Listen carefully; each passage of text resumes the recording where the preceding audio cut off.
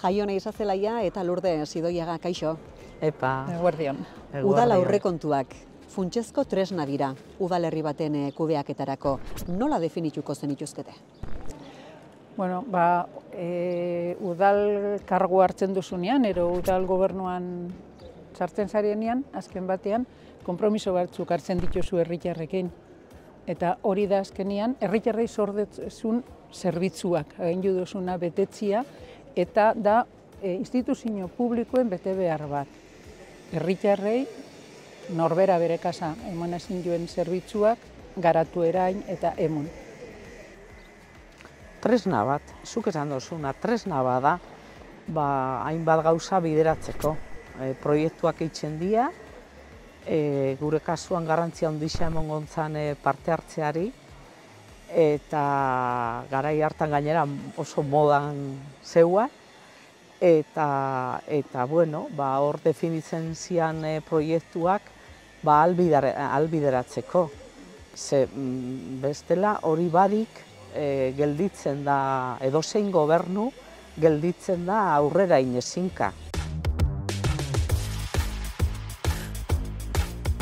Gakoa dago herritarren entzute prozesutik datozkitunak. Antolatutako parte hartze horreik esan duzu moduan egiten dianak, baina egunerokotasunean, herrixan bueltan zabitzenean, herritarra hurbildu egiten da. Bere beharrak dauzka eta hurbildu egiten da. Eta horreik interpreta egiten badakizu, inspiratzen zaitu eta hori da importanteena. Eta gero udal langileen ekarpenak. Geura daukate informazio asko. Eta zuk elkarlanerako girua sortzen baldin badozu udal langileen artean da abar, inspirazio handixena hortik etortzen da. Nire lanbide arruntak kooperatibetan da lagunaron asko lagundu nostan olako kudeaketa baterako aurrekontuenak eta olako gauzak ez.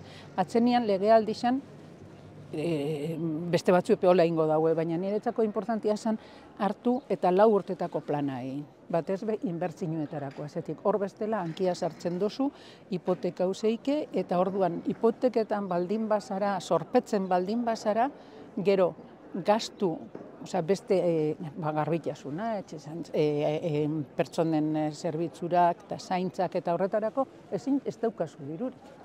Eta gero, aurreikustea edo foru fondoaren bilakaera. Foru fondoa da, iturririk importanteena eta lasaitasuna emoten dotzuna, 140ko.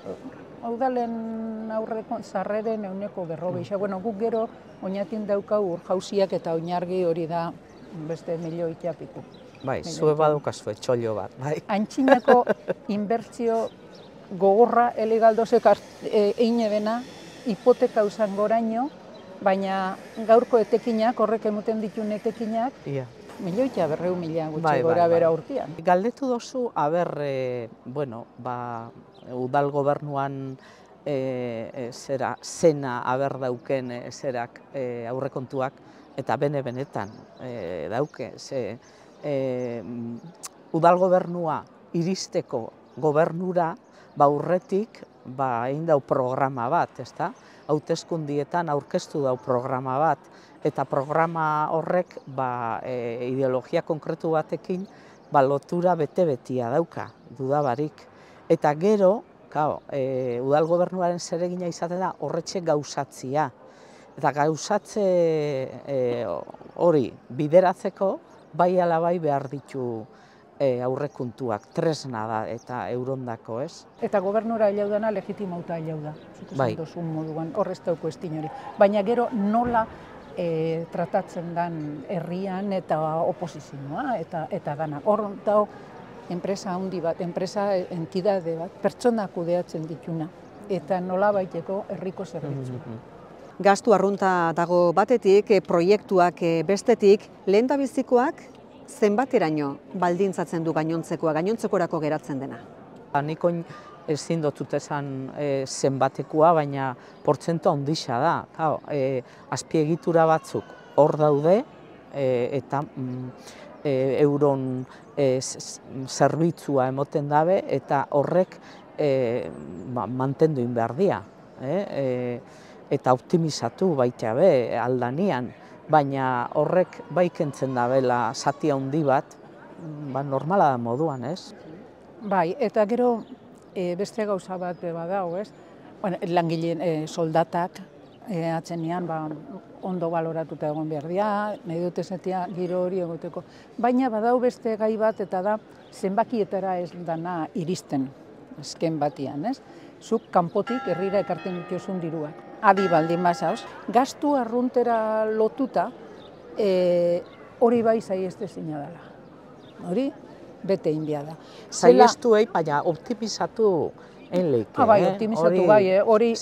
Hor etengabeko ebaluazio bat egon behar da. Hori da. Eta horren arabera, neurriak hartzen dira. Bai, aurrekontua dira urte baterako, keba. Oina aipatu duzu nitzakin, urtero reflexionatu behar da. Bai. Zenbat bete duzu agindutakoetik.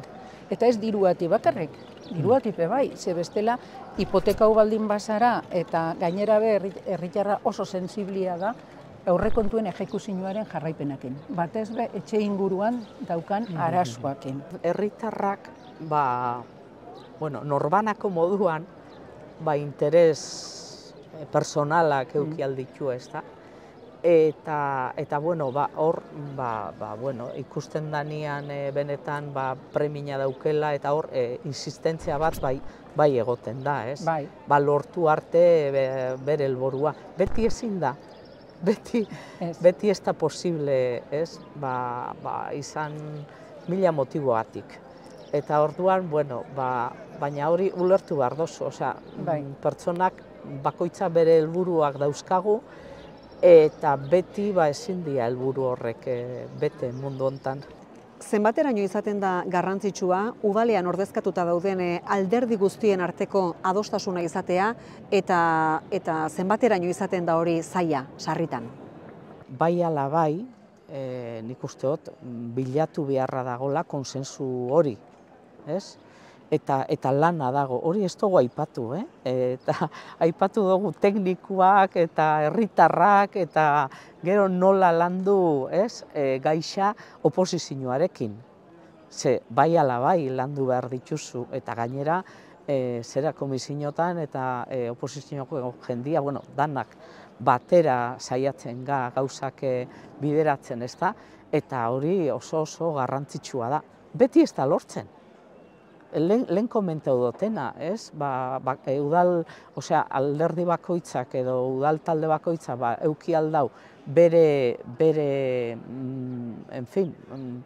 ideiak, bere proiektuak behar bada, beti ez da bena koinziduko oposizioarekin, baina lanketa egin behar da bai ala bai. Eta batzutan ez da erresa izaten, beste batzutan erresaua, baina importantiena da behintzat borondatia jartzea hortan. Nik uste dut hor pertsonen perfilak agintzen dauena. Badao, nik ezautu ditut, nik gobernuan egon naizen denporetan eta oposizioan. Dau jendia badaukala entzuteko oposizioari, ero gobernuari badaukala. Eta negoziaketarako nik uste dut bidia gaurko egunean kultura bat berraztertzekoa dagoela. Berraztertzekoa. Oposizioaren egoera bai.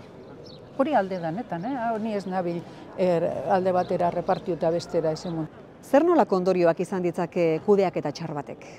Hirigintza txar batek eragin aldau pertsonen bizitzan, baina modu importante baten benetan. Eta gero oso tasauta dauz arauak aurrekontuetan. Zuk espaldin badituzu betetzen egonkortasun arauak, hau da, bideragarritasun ekonomikoa zuk aurrekontu bat onartzen dozunean, arriskuan zauz foru aldundiak interbentzio bat, zaintzapean jartzea, arau foruak ez dituzulako betetzen. Orduan nik uste dut norberak, udal kudeaketan dagoen bakoitza, nahi dau, hori bere esan ez dizela gertatu.